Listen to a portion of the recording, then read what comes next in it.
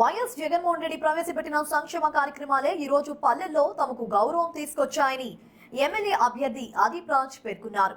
అనకాపల్లి జిల్లా సబ్బవరం మండలంలో ఎన్నికల ప్రచారంలో భాగంగా అదీప్ రాజ్ మాట్లాడుతూ సొంత కుటుంబ సభ్యుల్లా తనను ఆశీర్వదించి స్వాగతం పలుకుతున్న మహిళలందరికీ ప్రత్యేక ధన్యవాదాలు తెలియజేశారు.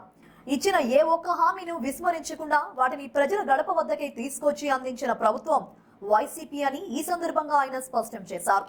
తనను ఓడించడానికే ఎన్డీఏ కూటమి నాయకులంతా ఒక్కటైనా ప్రజలకు తమ ప్రభుత్వం చేసిన సంక్షేమమే తమకు శ్రీరామ రక్ష అని ధీమా వ్యక్తం చేశారు. ప్రజలంతా ఒక్కటై తమ ఓటును వైసీపీకి వేసి అఖండ మెజారిటీతో గెలిపించాలని ఆయన ప్రజలను కోరారు.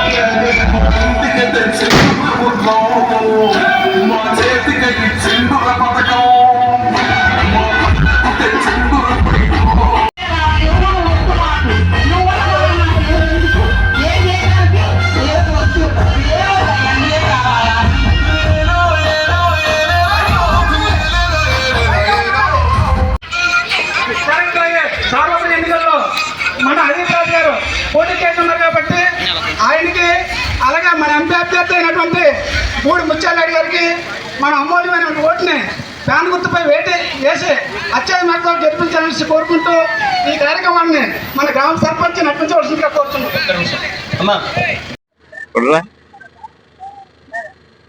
ఆడలో దీవెంతలు బాగానా మళ్ళీ ఎమ్మెల్యే రావాలా రెండు ఫ్యాన్లకి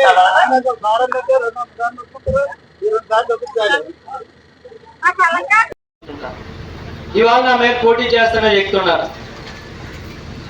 పాపం ఇక్కడ టీడీపీ వాళ్ళకి ఎవరికి కూడా సత్తా లేదని చెప్పి ఎక్కడి నుంచి అరువు తెచ్చుకున్నారు గుర్తులో.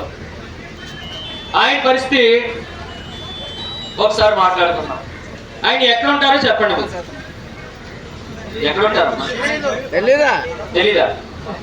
అలా కాదమ్మా, ఇప్పుడు ఎమ్మెల్యేగా పోటీ చేస్తున్న వ్యక్తి ఎక్కడ ఉంటాడో తెలియకపోతే రేపు కష్టమైనా నష్టమైనా ఎవరి దగ్గరికి వెళ్తాం? ఎక్కడ ఉంటాడమ్మా ఆయన? నేను కాదు, అవతల వ్యక్తి ఎక్కడ ఉంటాడు, ఎక్కడ ఉంటాడో తెలియదు.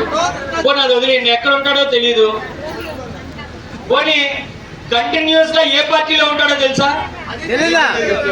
పోనీ కంటిన్యూస్ గా ఏ నియోజకవర్గంలో ఉంటాడో తెలుసా?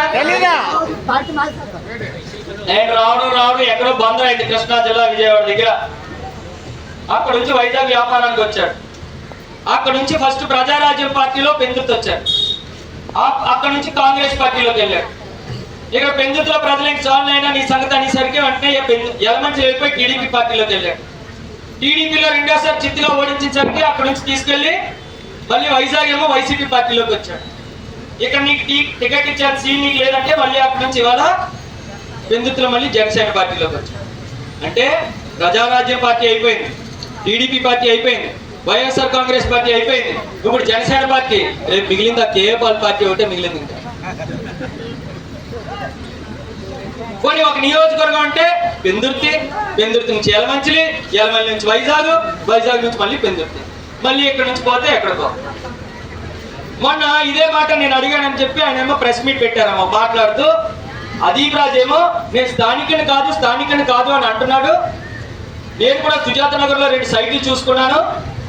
మీరు నన్ను గెలిపిస్తే ఇక్కడే ఇల్లు కట్టుకొని ఉంటాను అంట. గెలిపించకపోతే మళ్ళీ పెట్టే మేడం సర్దుకొని వెళ్ళిపోతాను. కానీ అదీప్ రాజ్ అలా కాదు. నేను గెలిచినా ఓడినా చచ్చినా బ్రతికినా నా జీవితం అనేటువంటిది, నా రాజకీయ జీవితం ఈ పెందుర్తి నియోజకవర్గం ప్రజలతోనే ఉంటుంది అంటే నేను చెప్తున్నాను. మీరు అలా చెప్పగలరా? ఏమో 5 సంవత్సరాలు ఎన్నిసార్లు మీ గ్రామానికి వచ్చాను, గడపకి తిరిగాను. కరోనా సమయంలో కూడా చాలా మందికి సాయం చేశాం. నేను సొంత డబ్బులతో పెందుర్తిలో మన నియోజకవర్గం వాళ్ళకి ఉపయోగపడడానికి 3 అంబులెన్స్లు ఇచ్చాను, 3 హాస్పిటల్కి సొంత డబ్బులతో. ఆక్సిజన్ హాస్పిటల్ పెట్టించాను, సుమారుగా కొన్ని లక్షల రూపాయలు వెచ్చించి. కొన్ని కోట్ల రూపాయలతో నిత్యావసర సరుకులు నియోజకవర్గం అంతా కూడా పేద ప్రజలకు పెంచాను. మరి అలాంటి సమయాల్లో ఈ 10 సంవత్సరాల కరోనా కష్ట సమయంలో ఏమయ్యాడు ఈ నాయకులందరూ కూడా? కనీసం ఎలా ఉన్నారని అడిగేటువంటి పాపాన్ని కూడా లేదు.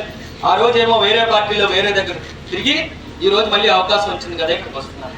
మీరు ఆలోచన చేయండి. నన్ను ఏ రోజు కూడా ఒక ఎమ్మెల్యేగా మీరు అందరూ కూడా భావించలేదు.